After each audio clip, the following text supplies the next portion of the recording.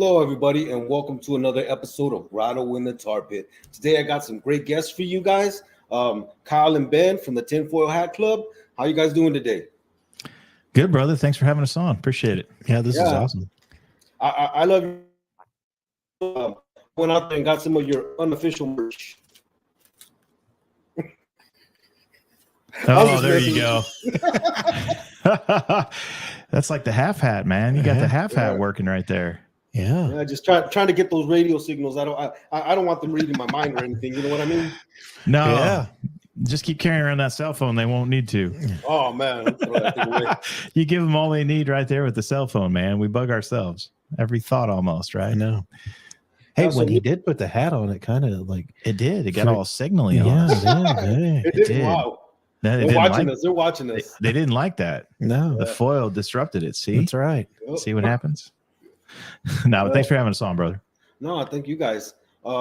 So me and you talked yesterday. We had a great conversation. It did. We didn't even get past one of the things I wanted to talk about. So Ben's probably not surprised by that. He's like, "Yeah, I got to live with this dude all the time. He never shuts up." I know. No. Yeah. I get a word in edgewise every now and then. That's right. You double Dutch. Well, you know what? I've noticed you take the reins and Ben is like the ninja. He just hides in the shadows, and then all of a sudden he comes with that hard hitting stuff. Transformer questions, wrestling things. Yeah, you know. Well, you know what? Have you ever thought about this? That's right. He's the abstract thinker. He's great. We work well together. It's two different brains, but we think the same way when it comes down to it. Yeah. So one of the things I wanted to bring up with you guys is what you guys' take on the 10 lost tribes of Israel, and what have you heard about them, or what do you guys know about them? Go ahead. You want to go first? See, now Ben is the resident Old Testament. He's much better in the Old Testament than I am, so I'll let him go first. Also, I'm catching up. I'm trying to catch up, but you like God's wrath and a little bit. I do now. I think I might get called a heretic for what I'm about to say. Cool. But that's nothing new. Heretics typically are right. I listened to a teaching that Jim Staley did a few years ago, and he kind of got into like the sacred fire and smoke and stuff like later on. But this teaching, I found I agreed with it, and it was the fact that he was talking about the lost tribe, the 10 lost tribes. Can you elaborate on that sacred fire? Because I've never heard of it. It's like reading in between the lines of the verse. Like there's a hidden meaning between each line, and you have to find it. That's called the Bible. I know, the whole Bible's like that. He's a good teacher, but yeah. But I listen. This is like a 3-hour, 4-hour teaching, and it's on YouTube. You can find it. It's Jim Staley, Identity Crisis is the name of it. And it talks about how like there's a line that goes through the whole Old Testament and even then through the New Testament and today, that how I understood it was we are part of the lost tribe. Yeah. And with that meaning that we hear when God calls, we understand what he's saying. Our spirit contends with his spirit in what he's saying.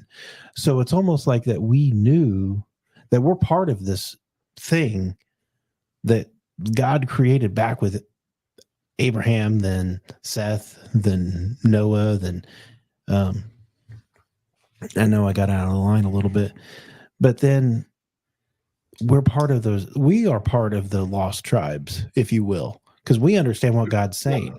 There's a lot to that. If you read, I think it's Leviticus or Deuteronomy, where he's telling them the curses, right? Where he said that, if you guys end up worshiping other gods, and I will take you from the land and scatter you abroad. Yeah. Well, I know I'm paraphrasing, but the word that's used is an agricultural term, which means when you grab seed and scatter it on a field. Yeah, so if you think he grabbed all these people, threw them everywhere, and they're interbreeding, they're having kids with each other. So by Abraham's seed, all the nations are blessed. Yeah. Yeah. So I'm sorry. Were you done with your thought? I don't want to interrupt your thought. I was done with my thought. Okay. I could go deeper, but I won't. We had I think we've talked about on this. I know we've talked about on our show before, but just for your listeners, Ben's dad is actually our pastor at our church, and you were not there a couple weeks ago. You had some stuff going on. You couldn't be there for that particular Sunday, but your dad actually dove into Daniel, the book of Daniel. And what he did was he did a fantastic job of kind of highlighting all of the things that had led up to that particular point in history, because you need to know that stuff in order to understand a lot of things that's happening in the book of Daniel. And one of the things for your listeners that they need to know is they need to know some of that history of what's really happening and what we're talking about there. And ultimately what you have is, after David, you have the kingdom gets fractured again into the two pieces, right? You have northern Israel, which you have 10 tribes up there, which is the 10 tribes that you're talking about. And then in the southern part of the kingdom, you have Judah, which is actually not just Judah, but it's Judah and Benjamin. And some Levites. Yeah, right. And the Levites didn't kind of get counted into that because they were the ones that held the Levitical priesthood, like we talked about yesterday. Yeah, they get no portion, basically. Yeah, they're the priests, right? That's kind of their allotment, if you will. Yeah, right. So, and this is really fascinating because this is actually one of the most fantastic things about this is we can now see without a doubt. So all of the atheists out there, when you have conversations with atheists, one of the things that they love to say and love to throw out there is there's no proof whatsoever of God doing some of the things that is written in the Bible. And this is one of those things where you can go to them and go, no, sorry, that's not true. Because during this time frame, I usually send them a Google map of Noah's Ark. See, there it is. Yeah, right. There it is. Pretty hard to deny, right? But this one's even more fascinating because we have, during this particular time period, when the kingdom is fractured, the northern kingdom starts to fall off, right? And they start doing all these wicked practices and falling back to, all these other detestable things. And we know how that northern land up there was all known as land Bashan and so on and so forth, and how wicked it was. And God's basically telling them, like, hey, you're going to get taken out if you don't, change your wicked ways.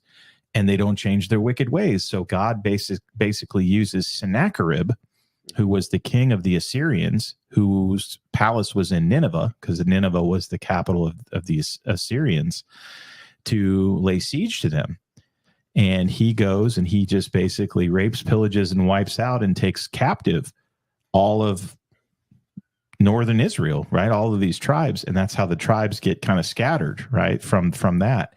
Now, the cool part of this is we can actually, we have the biblical account, right? Which for anybody that doesn't believe in the Bible goes, well, that's just the biblical account. Well, sorry, but now that we've actually found where Nineveh is, and as they've started to excavate Nineveh, we know now, going into Nineveh, we have excavated where the palace was. And Sennacherib, being the narcissist psychopath that he probably was, decided to carve in reliefs on all of the walls in the palace his conquests during this time period. And all of the dates and the cuneiform and everything that we find, guess what? Matches up perfectly with the biblical record.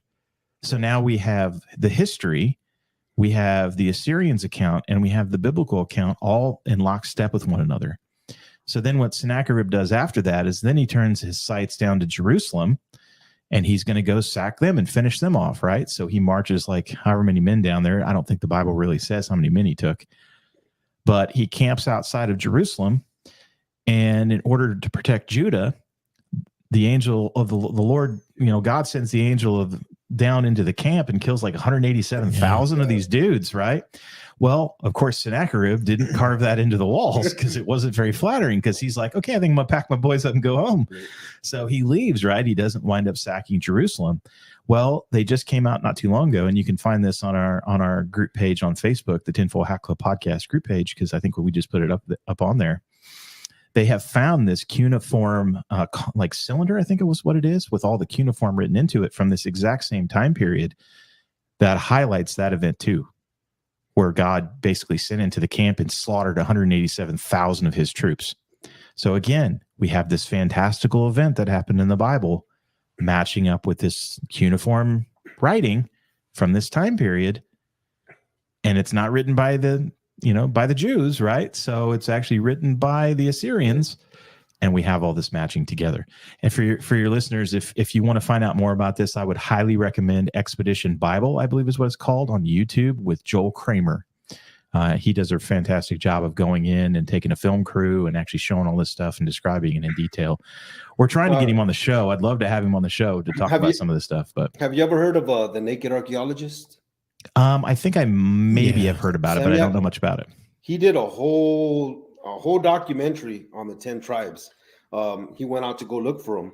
Now, it started off with the Ethiopians. You know, in Ethiopia, well, when they had the civil war out there, basically under the order of a rabbi, they sent out these helicopters and planes to go pick up all these people that said they were Jews because they said they were from the lost tribe of Dan. Yeah. So a lot of them escaped and went to Israel. And he also talked about the Manasseh, which are some people in Burma, on the border between India and Burma, that say straight out, we are children of Manasseh. That's our forefather. And as a matter of fact, when Christian missionaries showed up over there, they almost all of them immediately converted because they already knew the story. It's like, oh, so I guess the Messiah came already. Okay. Right. I not to interrupt, but I just had this thought.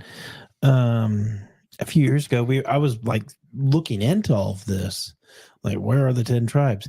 And it was on Israel's news that they accepted some of the American Indian tribes as one of the lost tribes because they had Cherokee. The name of their god is Yahuwah. Yeah, they had similar language and everything, and it was like they were a little off the mark. You mean Columbus didn't discover?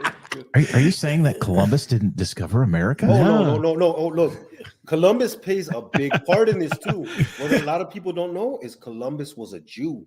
Not only that, he left Spain the day the Inquisition was going to start. So basically, you had three choices to do. If you were a Jew in Spain, you had three choices: one, convert to Catholicism; two, get the heck out; three, or die.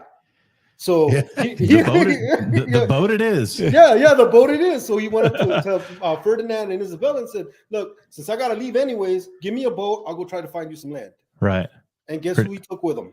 Yep, and he made sure when he got here, a bunch of Jews. Yeah, that's right. And when he came back, a lot of the people that he already knew that were Jews as well had already converted, so they were what's called conversos. So a lot of the conquistadors went with him to go conquer, or went on their own missions to go conquer the Americas, South America. So there again, and the conquistadors, what do? They conquered everybody, had children. Right. So that's some more of the spreading of the seed. Yeah, exactly. Yeah, we could, the three of us right here, we have no idea what our lineage goes back to, right? No. You go into all the genealogical records, and you're lucky if you can get back into the, get back into the 1200s, you're lucky, like most people can't track it. Check this out. Another thing, and this is got a lot to do with the Assyrians. They pretty much said everywhere they sent all these people. So one of the places that these people ended up, from the lost 10 tribes, were the Caucasus Mountains. Yeah. Who came from the Caucasus Mountains? All the Caucasian people. All the people of Europe. Is that how we got our name? Yeah. So I wasn't aware of that. Go ahead. Yeah, and one thing that I don't think you read your New Testament, and I don't think people understand that Paul was already going to the world, and they already had synagogues there. Mm-hmm. Didn't anybody ask the question, why is there a synagogue there? Yeah. They were part of the dispersion. He was going to the dispersed nations. Yeah. And nobody thinks about that. Yep. They just think, it was just a trip. But no, they already knew. They just hadn't heard the good news yet. Yeah. Not only that, apparently when Judah or Israel, they had some they had to fight some other people. They appealed to people in Greece. Which, I mean, if you look at the language of Greece and you look at their alphabet, it comes from Paleo-Hebrew. Yeah. So they were appealing to people that were family, that were close to them somehow. Yeah, I would say that we've scattered it so far now, and there's been so much cross of everything, and the genealogical record is just so hard to track backwards now. We'll never know until the end. Here's a question. Do you guys have a longing to go to Israel? Oh, yeah. I do. Yes. For sure. Is it especially now? Is it that I know what I know now? Is it because you want to go because Jesus was there, or do you want to go because you feel like you need to go there? No, go ahead. I feel like I need to go. Like, I'm not sure if it's that to be over there and let the end times unfold, and that's where I need to be. But I do have a calling, and that's something that's been stirring in my heart for quite a while now. That I got to get there somehow. Yeah, I think for me, it's probably 40% Jesus and 60%. I know that's our history. Yeah. You know what I mean? Yeah. Because no matter what you are, right? No matter who you are, ultimately we all go back to the same two people. Yeah. Right. Yeah. I mean, no matter what, right? You go back to the same two people. And I think that knowing our history the way we know it now, I think it's fascinating to go back and actually go to these places and see them firsthand. Yeah. It would connect them. It would connect things that I know in my mind now with reality. Sorry, I gotta take a drink here, but yeah, I think it would connect a lot of the dots together that I know with the physical side of the connection of being able to see things. Does that make sense? Yeah. Yeah. So it'd be good to go pick up some rocks from the Valley of Eli or something like that. I just want to, you know what I want? I want a sulfur ball. Yeah, a sulfur ball. Yeah. They got some here. I know Kent's got some. Yeah. He got them from Ron. That's another one too. Yeah. Joel Kramer actually goes there as well. And I mean, he's pulling these things out of, there's millions of them all in the ground and all in the down by the water and everything else. And I mean, I'm excited. He lights them on fire. Ron's ex is going to be here. I heard that. Yeah, she's going to be here for boot camp in a few days. That's awesome. That's awesome. Yeah.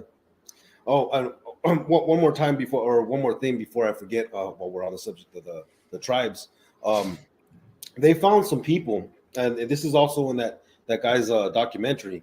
They found some people in what's that place? Afghanistan. Yeah, Afghanistan. Now these are people that are deep in there in the Carver Pass, deep Taliban people. And when you go over there, they're called the Pantun or the Parthan, but they're different tribes, and the names of the tribes are Ifriti, Rubini.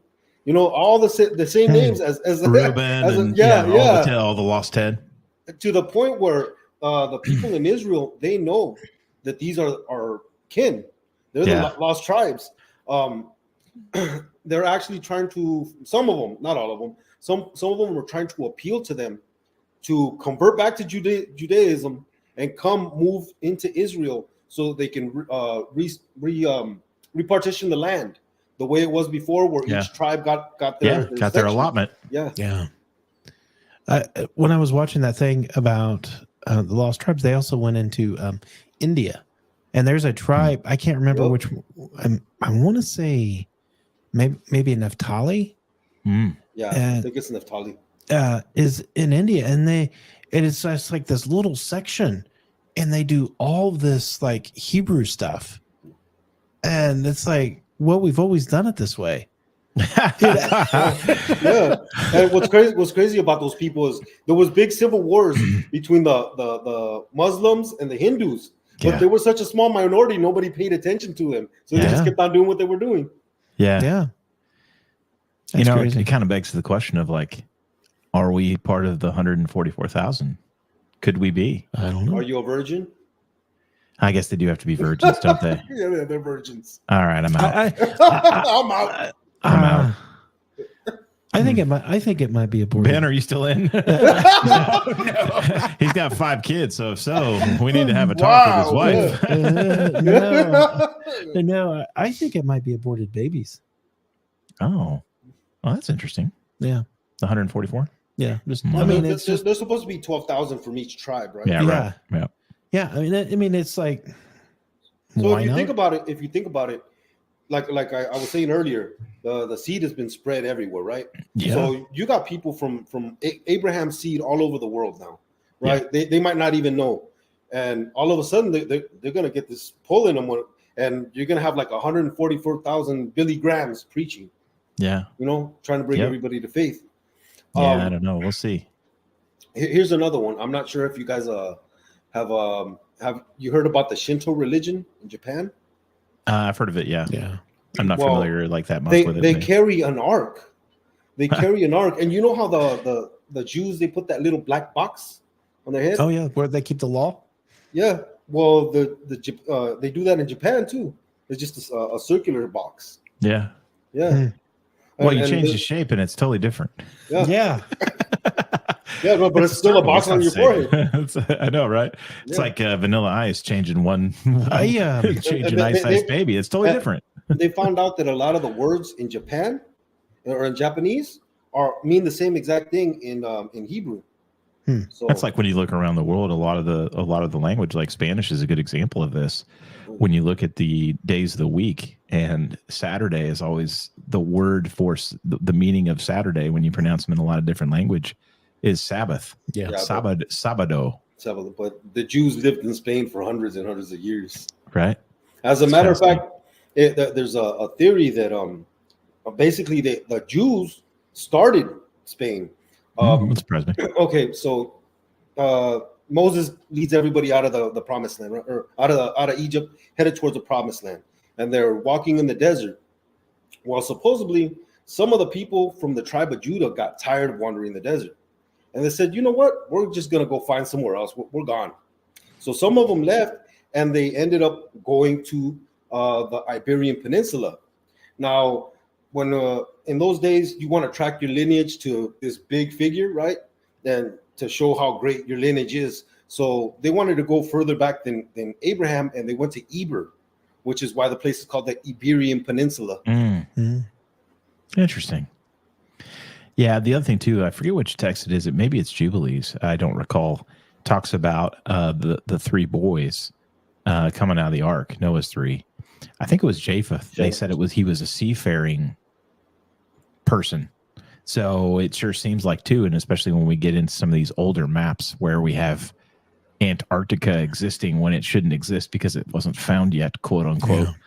Yeah. And I think that you have the spread from his son, because obviously the whole world was divvied up when we came out of the ark, right? We got three boys, so we're going to divvy it up into thirds. And well, I mean, you got a whole bunch of land you need to go populate and claim. And then we go on, for again, thousands of years. I mean, think about how many people we can populate the earth pretty fast in thousands of years, right? I mean, it happens quick. And I think it was already populated, right? So it's not like they didn't know where these places were.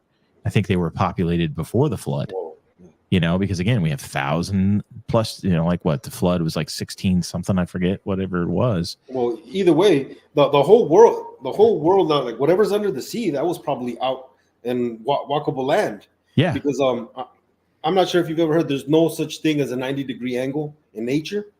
Yeah. Look at the ocean, go to Google Map, and you'll see all kinds of 90-degree angles down there. Yeah, it's funky, isn't it? Yeah. Yeah, I know, exactly. Well, we know for a fact from the archaeological finds that we found now,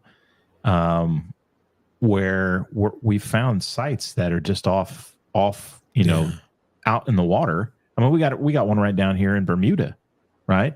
When you go down there, you've got that's the space in Bermuda. I forget the name of it off the top of my head. Triangle? No, we got that too, and I think there is probably something to that, right, from a magnetism perspective or whatnot. But it escapes me. But it's a road that we can see that they had made underneath the water. The name of the road escapes me off the top of my head right now. But I mean, you can clearly see it, and when you go down there, there's no doubt that it was man-made. And it's not like these all just drifted in here and landed perfectly together. This was a road at some point. Or just like you got those big pyramids in Japan in the sea. Yeah, right. You got that off of a lot of the Egyptian coast too. Yeah, I think over in Egypt, yeah, exactly. You got a lot of pre-flood stuff. So it's fascinating for sure. Have you guys ever heard of the book, The Three Sons of Noah? I have not. You heard that? I'm running through my memory. Possibly. Well, it's a really expensive book now. If you don't have a copy, it's going to cost you like $1,000 to get it. It's a rare one. But anyways, you know how before Noah died, he gave his sons blessings and curses? Yeah. Okay, so it kind of brings in these concepts. Like he told Japheth, okay, the Lord will dwell in your tent, but he told Shem that the Lord would dwell in his tent, but for a season he would dwell with Japheth. Japheth, he said, he gave him knowledge, and then he cursed Ham. He said, "You will serve your brother," right? Yeah. So now, I think there was more to just a curse. As far as serving his brother, they have traced that most people that are Hamitic, people that come from Ham, they're the people that discover how to live in places like the Eskimos and stuff like that. They learn how to live in freezing weather, and by them conquering the earth allows their brothers to go and start living there. Now, and they're very innovative. They create technology. Well, this might sound a little racist, but I guess I could say it. That's why every Mexican is a mechanic. You got it in the DNA, huh? Yeah, because they got a lot of Hamitic DNA. But whatever my DNA was, it was to eat and cook. Well, by the way, I looked it up really quick while you were talking. It's Bimini, the Bimini Road. The Bimini Road is the road that's down there in Bermuda that you can see. So again, with the blessings he gave, so Shem was supposed to be, who are the most spiritual people you know? The Israelites and the Arabs, they're very spiritual. So, they're with God. So God will rest in your tent. But he'll spend a season in Japheth's tent. So since the Semitic line didn't fulfill what they were supposed to do, they didn't accept Jesus. Then from then on, it went into Japheth's tent, which is the Europeans. So they're the ones that God has been resting in their tent for a season, making sure the gospel gets spread. Well, based on what we just see, I don't think he's resting in the Switzerland tent. Nope. Yeah. Woo, man, that's some wicked stuff going on there. Yeah. Well, speaking of that topic, what do you guys think about the Mandela effect? Because supposedly that's because of CERN. Yeah, you know what? I don't think so myself, because, and the reason I say that is I think that one of the things that we know for sure now is when we go back, because we have all the declassified documents to prove it, one of the things that we have worked on for a long, long time here in America, when you go to the origins of the CIA, right? And I forget, it was the OSS, I think, or something like that before the CIA, OWI, I forget what it was. But they have been working on how to manipulate and, break human minds for a long time. Mantalk, Monarch, and Sophia. Yeah, you get into all that, and then you get into MK Ultra and all kinds of stuff. And I think that they've pretty much gotten to the place where I think they've about perfected that. And I think that we have all been in some way and degree brainwashed into certain things. And I think that this is one of those things where if they subtly plant seeds and then just keep watering the seeds over and over and over again, then that becomes reality.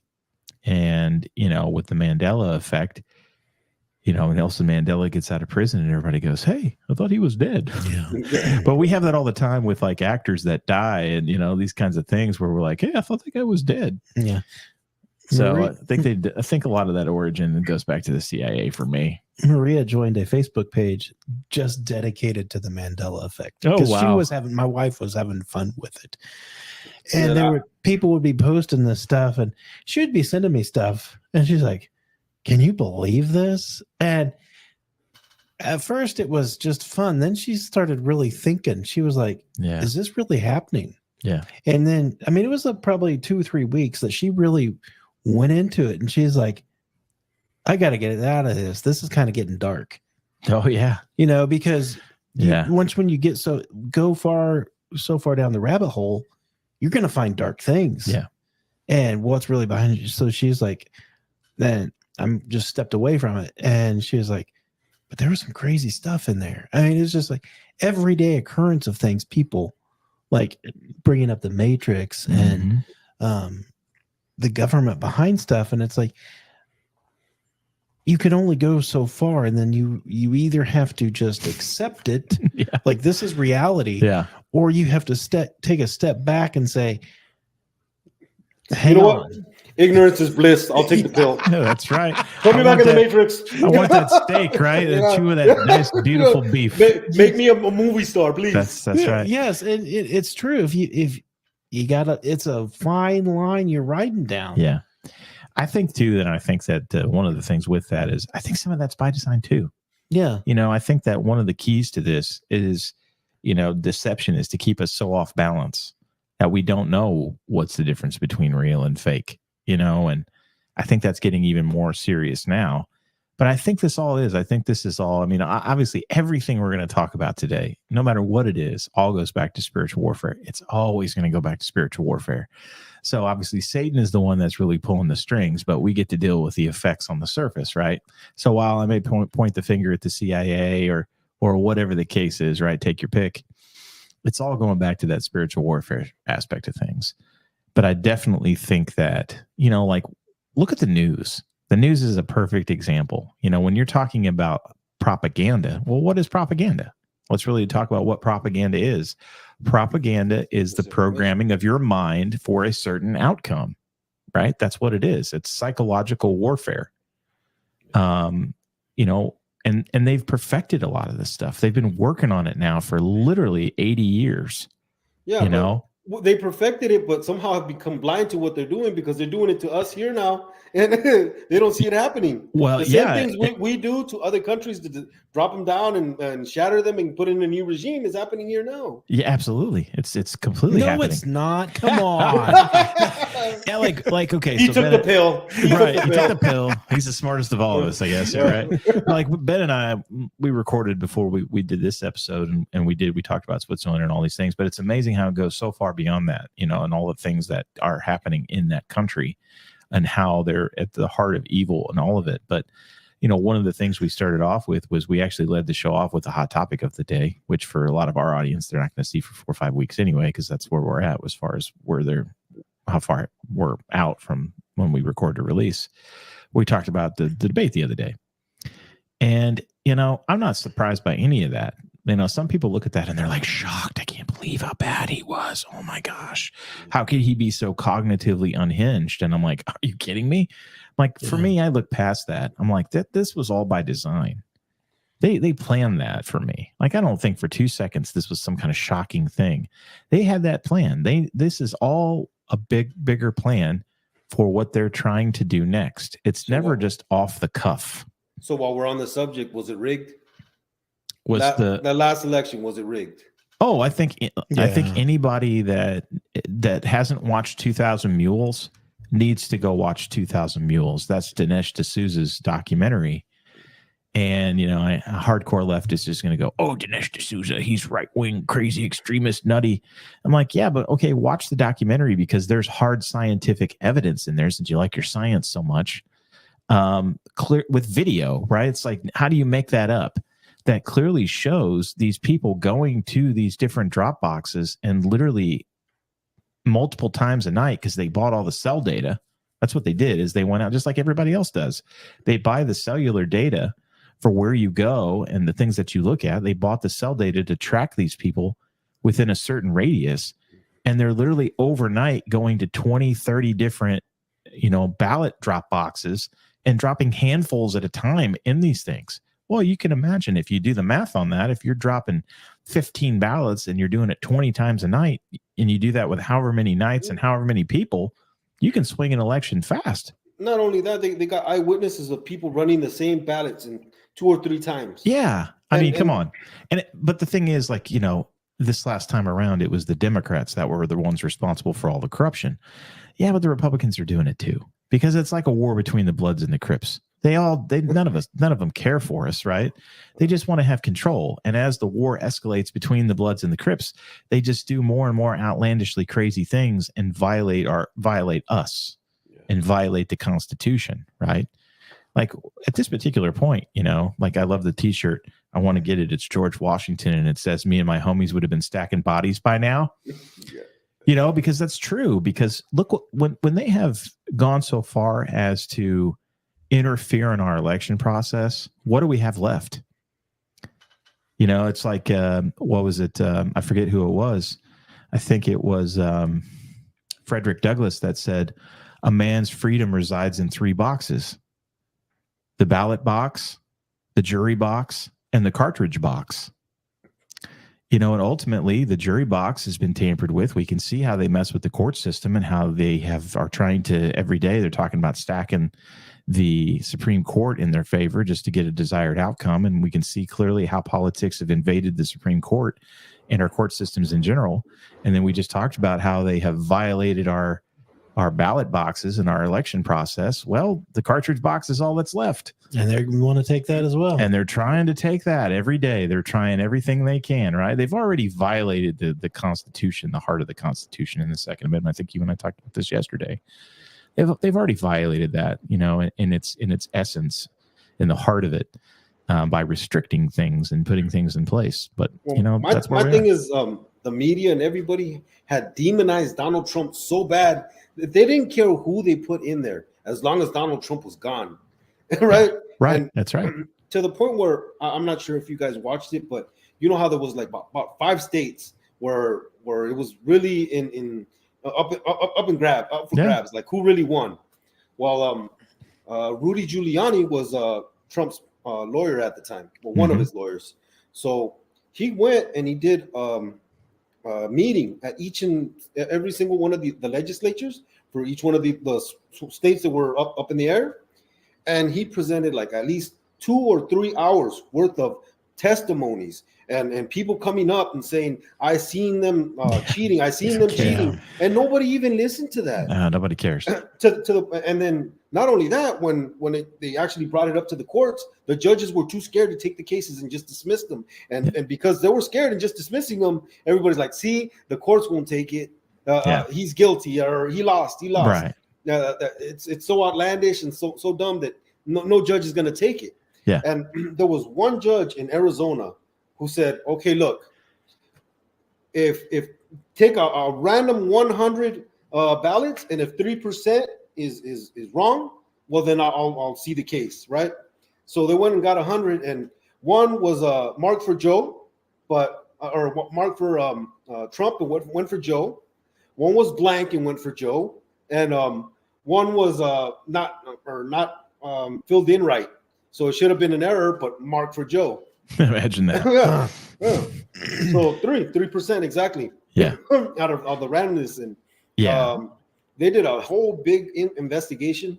They brought up hours and hours. That they had this whole crew called the ninjas, the tech ninjas, or something like that.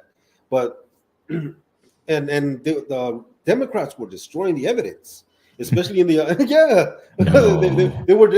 Oh yeah, of course it couldn't. Yeah, it's all of them. Yeah.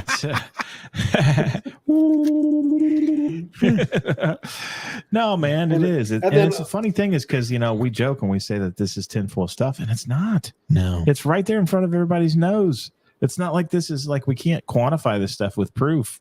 Like, it's right there. We can have conspiracy theories about Bohemian Grove and Skull and Bones and all these types of things. But this stuff is like, dude, this is right here. You can go see the evidence of it. This is not conspiracy theory. This is fact. What did Hitler say? Say a lie long enough, right, and everybody will take it as truth. That's right. And I remember I was watching this news or not, I guess YouTube news, right? They were talking about Dominion. You know who Dominion is? The ballot company. Yeah. Well, 6 years before that, they I think it was CNN had run a whole little piece on how Madero rigged the ballot by using Dominion systems. No, right? Stop it. Yeah. So 6 years before, and then 6 years later, when we have our election here, they're like, oh no, Dominion is a great system. Like, you did a whole piece of about them 6 years ago. Yeah, no, that doesn't shock me. There was a whole bombing in Tennessee too. I went down there right after that happened at the AT&T building where they were supposedly housing a lot of these machines. Yeah.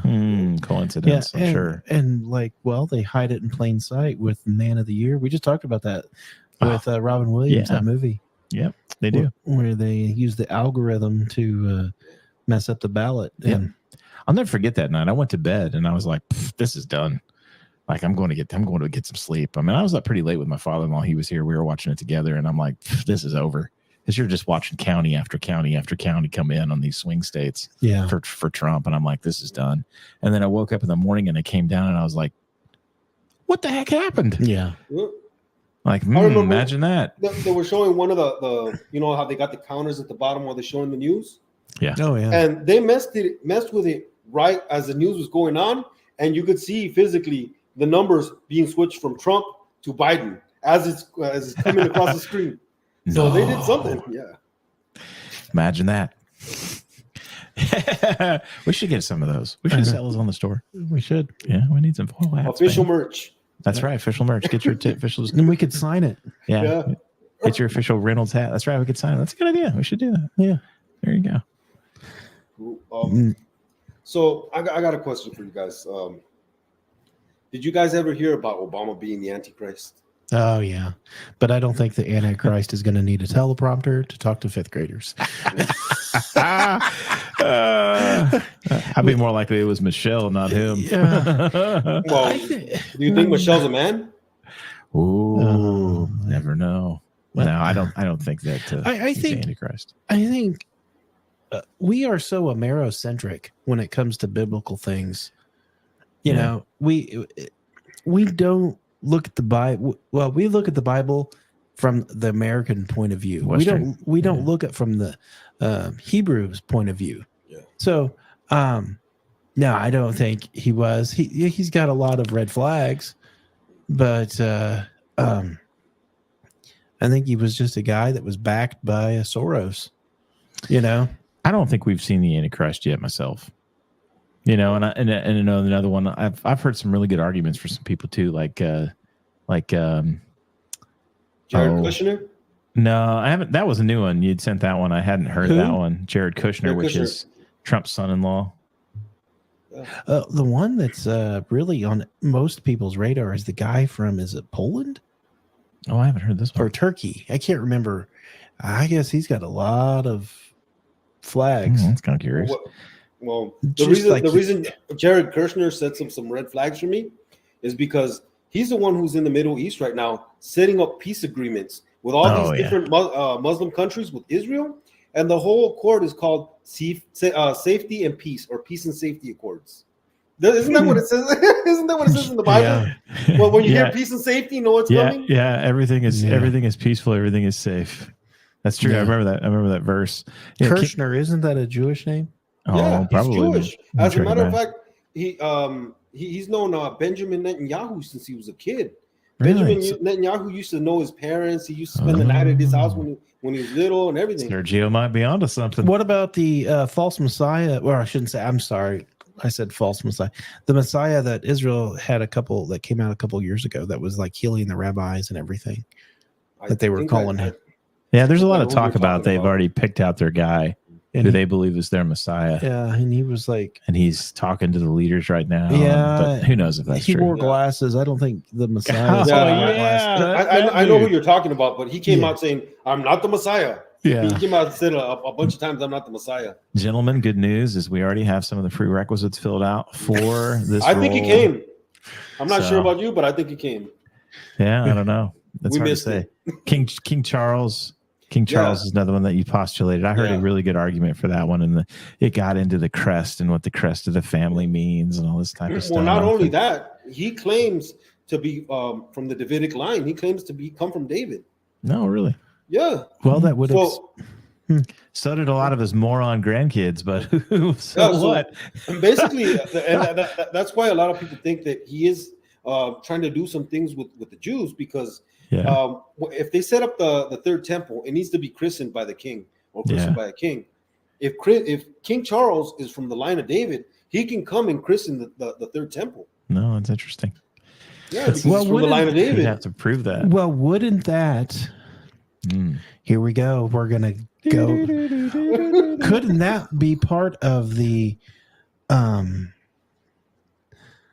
lineage of the Holy Grail, the child of Jesus and Mary? The Merovingians. Oh. Yeah, we're going to Da Vinci Code. Yeah. The Merovingians, Yeah, that's all funny. See, that's another one too. Like I think the Holy Grail is such a goofy concept. Oh, I don't think there's anything. Nothing exists. There's no Holy Grail. It doesn't exist. Actually, it does in Indiana Jones. That's true, and it makes for a darn good story because that's my favorite Indiana Jones. Yeah, exactly. I think Christ was the Holy Grail because he did what he was supposed to do. Yeah, but I think like a cup, I think it's hilarious. Yeah, I have to just a fun nostalgic side note because man, it was some good cinema. I remember the first time I saw Indiana Jones and the Last Crusade when I was a kid. It was 1989 because we just looked it up the other day when it came out, and I went to the drive-in to see it, and the double feature that night was Indiana Jones and the Last Crusade and No Holds Barred. Oh, really? With Hulk Hogan. Awesome. That was some good movie. That was some good. No. I think was it No Holds Barred? I think it was No Holds Barred. Yeah. No, it was a Hulk Hogan. Trying to make it as an actor, and I forget what he was like. It was like a hero. It was like an action show. Yeah. I used to like that Thunder in Paradise. Thunder. Oh yeah, I remember that one. See now, Ben is a wrestlephile. Is that? Can you say that? I don't know. I'm coining that term right now. Wrestlephile. Boom. There it is. Yeah. Ben is a huge wrestling fan. Huge. I was back in the day. I fought tooth and nail. No, wrestling is real, man. Wrestling is real. It's like till I found out for sure that it was fake, and I stopped watching it. No, I knew pretty early on. I'm like, this ain't real. But they play it well. It's like a man's soap opera. It's really what it is. But man, I checked out during I love it. Stone Cold years. I still wear my Stone Cold shirt every now and then. There you go. Maybe I should rock it on one of the shows. Yeah, you should bring it. Be a good time.